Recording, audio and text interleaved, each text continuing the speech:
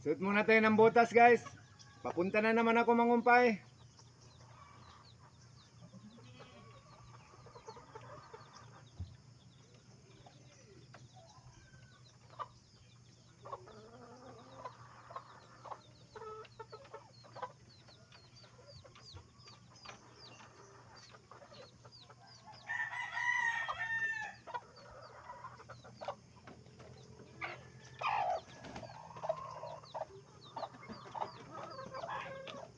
Mabuti na yung may botas guys para proteksyon sa mga tinik-tinik.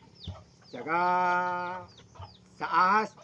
Kasi pag inapakan natin yung ahas, malamang sa paa talaga ang tuklaw. Kaya magbotas tayo.